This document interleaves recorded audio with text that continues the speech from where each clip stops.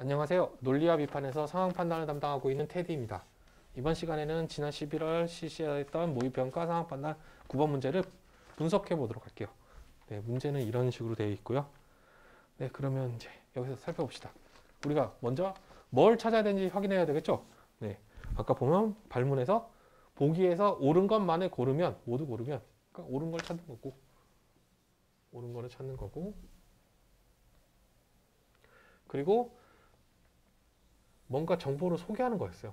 정보를 소개하는 문제고, 보기에 보면 보기를 읽어봤을 때는 뭔가 사례를 판단하거나 이런 것들은 아니고 그냥 이 정보를 주어진 정보를 기준으로 했을 때 내가 여기가 정보가 어떻게 되는지 판단하는 이해, 내용과 동일하냐, 추론. 우리가 지금 주어진 정보 가지고 우리가 지금 여기까지 알아낼 수 있는 정보인가, 이런 걸 판단하는 문제. 이기 때문에 지문형 이해 추론 문제라고 해요. 그리고 바로 지문을 우리가 정리를 해야 되겠죠. 지금 이렇게 되게 지저분하게 제가 정리를 했는데 간단하게 다시 빼서 보면 1문단에서 일단 어느 정도 힌트를 줬어요. 기상예보는 일기예보하고 기상특보로 되어 있다고 하고, 일기예보는 단기, 중기, 장기로 되어 있다고 설명해주고, 기상특보는 주의보랑 경보가 있다고 이렇게 설명해 줬어요. 그러니까 이제 2, 3문단이 이런 걸 설명하는 거겠죠. 특히 이 문단이 엄청 그러니까 복잡해요. 내용이 많아가지고. 근데 이 문단은 일기예보, 3문단은 첫 그 문장에서 기상특보 이런 식으로 나와 있고요. 그러면 여기서 우리가 이 정보를 지금 여기 나와 있는 대로 정보가 되게 많아요. 단기예보는 뭐 3시간 예보, 1일 예보 나누고, 3시간 예보는 오늘과 내일의 날씨를 예보하면서 매일 0시에 발표해가지고 3시간 간격으로 1일 8에 발표한다. 이걸 읽으면서 외울 수 있을까요? 외울 수 있죠. 아주 뛰어난 분들은. 근데 이 문항만 푸는 게 아니에요. 우리 25문제 풀어야 돼요. 그러면 이 정보를 다 기억하고 외우기가 쉽지가 않아요. 오히려 그거보다는 일기예보 중에 단기예보가 있고, 단기예보에 속하는 3시간 예보라는 게 있는데, 그 3시간 예보는 이 전체 지문 중에서 어디에 위치할까, 이런 것들 위주로 표시하는 거예요. 그래서 지금 이 문제에서 이런 식 기호, 동그라미, 기호, 네모, 그 다음에 이러한 숫자, 기호, 이런 것들을 써서 어떤 것이 지금 저는 색깔로 썼으니까 이게 막 도드라지는데, 연필로 하면 동그라미, 그 다음에 뭐 이렇게 로마자 이런 식으로만 표시해도 보여요. 거기가 위치가. 이런 식으로 탐색을 할 수 있도록 정보를 정리하는 게 되게 중요해요. 그러니까 여기서는 제가 만약에 해설을 달고 일반적인 다른 책들로 봐도 해설에 보면 막 여기 다 설명이 돼 있죠. 이게 분석이 되게 자세하게 되어 있는 데들. 어떻게 분석이 자세하게 되어 있는 데들은 이 설명이 다 여기 적혀 있어요. 그러니까 저도 나중에 어떤 내용을 봐야 되는지 파악을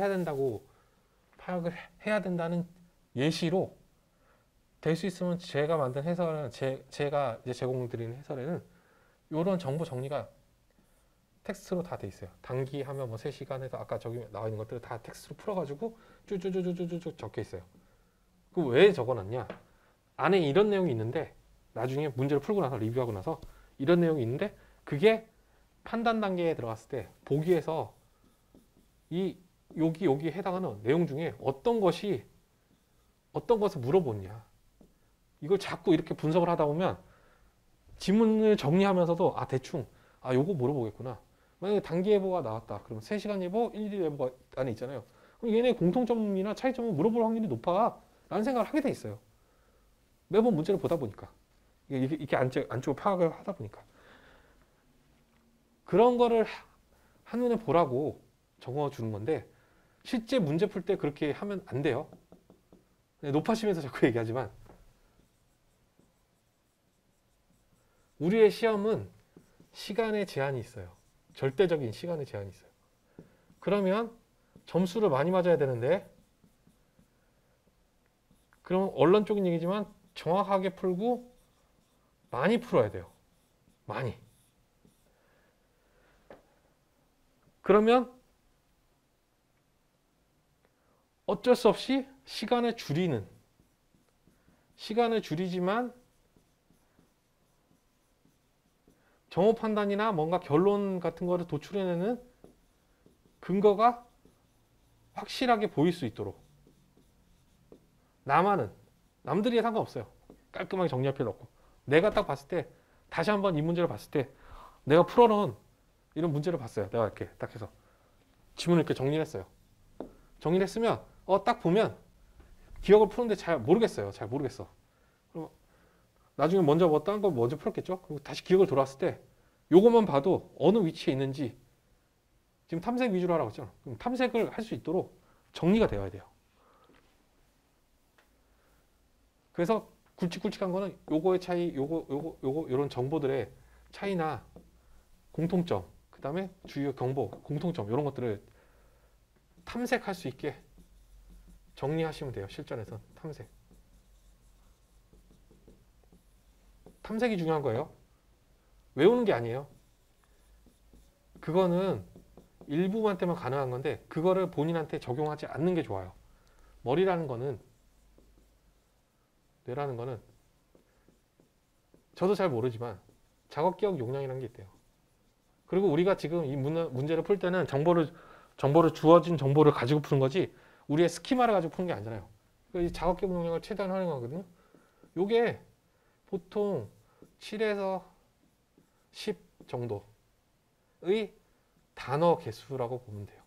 외울 수 있는 게 한계가. 근데 이거를 이제 보다 뛰어나거나 그런 사람들은 청킹이라고 해가지고 의미 단위로 좀 이렇게 묶어가지고 뭐 전화번호가 됐으면 전화번호를 하나하나 따로 외우는 것보다는 4자리씩 끊어서 외우면 뭐 7개면 그럼 28개로 외울 수 있는데 이거 하나하나 끊어 외우면 7개밖에 못 외우는 거예요. 뭐 이런 식의 약간의 그 훈련과 뭐 통해서 좀 할 수 있는 것들은 있긴 하지만 그런 것보다는 한계가 있어요. 중요한 건 한계가 있는 거죠.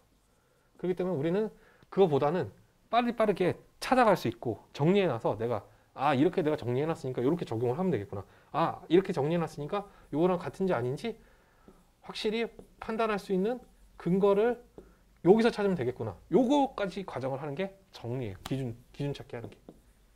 그리고 이 내가 정리해놓은 걸 보고 정리하는 걸 외워서 하는 게 아니라 정리하는 걸 보고 복이나 선지나 아니면 특정 변론을 찾아내는 거예요. 판단하는 거예요. 적용하기도 하고 뭐 이해하기도 하고 추론하기도 하고 선택하기도 하고 이런 작용을 하는 거예요. 아시겠죠? 그래서 여기에서 문제에서도 첫 번째 거 기억 볼까요? 기억은 이거는 추론이죠. 추론. 따지고 보면. 추론인데 두 개를 다 연결할 수 있어야 돼요. 먼저 주간 예보가 1일 예보를 포함하고 그 다음 날부터 5일간이다. 그럼 1일 예보도 올라가서 1일 예보는 어디까지의 범위야? 오늘, 내일, 모레. 그러니까 오늘, 내일, 모레 플러스 5일을 내가 이렇게 범위로 새로운 결론으로 잡아줄 수 있어야 돼요. 그래야지 이게 되는 거죠. 두 개의 정보가 합쳐져야죠. 추론이고. 니은 같은 경우에는 겹치지 않는다. 비교하는 거예요. 두 개.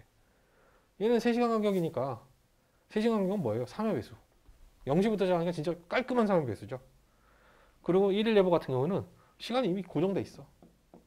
비교. 디귿 같은 경우에는 아까 주간 예보에서 1일 단위라는 의미를 제대로 파악하고 있는지 1일 단위를 다른 말로 표현할 수 있는데 이거는 그 1일 단위 다른 말로 표현했을 때 틀린 거죠. 1일 단위를 다른 말로 표현하면 오늘 5시에 발표한 1일 예보나 오늘 23시에 발표한 1일 예보나 같은 범위의 날씨까지 예보한다. 이렇게 되겠죠. 그거를 틀어놓은 거죠. 오답으로. 그리고 리을 같은 경우에는 간단해요. 그냥 비교하는 거예요. 찾아가지고. 모든 것의 기본은 뭐다? 탐색이에요. 탐색. 정보를 탐색할 수 있어야지 판단할 수 있는 거예요. 네. 정리합시다. 네. 이번 문제는 이해 추론형 문제예요. 보기의 정오 판단을 위해서 정보를 정리하는데 지금 계속 제가 강조드린 대로 탐색을 할 수 있을 정도로 정리를 한다. 그리고 구별 개념이 나온다. 기상예보는 일기예보, 기상특보가 있고 일기예보 안에 단기, 중기, 장기가 있는데 특히 단기와 중기에서 3시간, 1일, 주간, 1개월은 낯선 정보이기 때문에 처음에 봤을 때는 이게 어디에 속하는지 헷갈릴 수 있다. 그래서 포함관계까지 잘 정리를, 표시를 잘해서 정리를 하면 된다.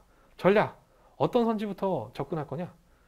사람마다 다 달라요. 이렇게 하라 저렇게 하라 여러 가지 얘기가 있지만 기억부터 가도 되고 리을부터 가도 되고, 저 같은 경우에는 리을부터 갔을 거예요.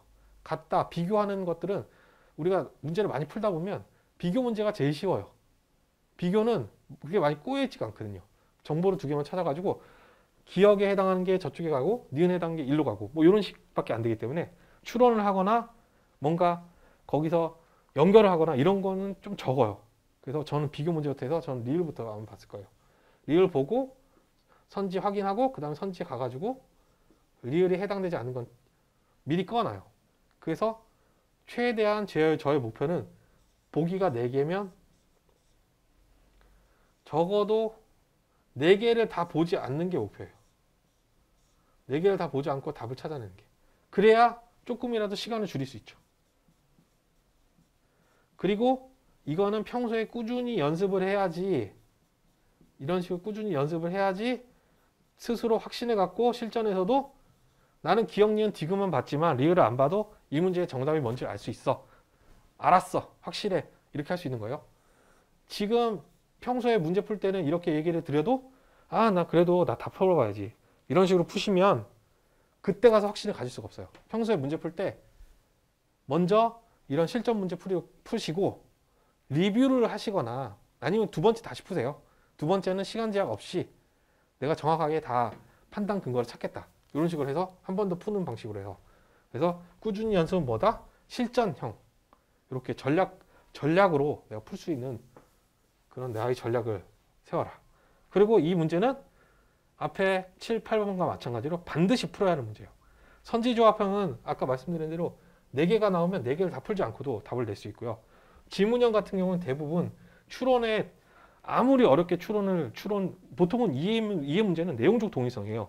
그러면 패러프레이즈나 오히려 오답 같은 건 반대로 물어보든지 미스매칭, 구별 개념이 있으면 서로 다른 것들을 거꾸로 미스매칭 하든지 이런 식으로 해서 생각보다 판단할 때 우리가 어디에 가서 이것만 확인할 수 있는 정보만 제대로 찾고 있으면 생각보다 빠른 시간 안에 많은 추론을, 그러니까 사고의 도약을 거치지 않고 풀 수 있는 문제들이 많아요. 그래서 반드시 풀어야 하는 문제다. 그래서 반드시 풀어야 하는 문제고, 여기다 한 가지 더 하자면 빨리 풀면 좋다.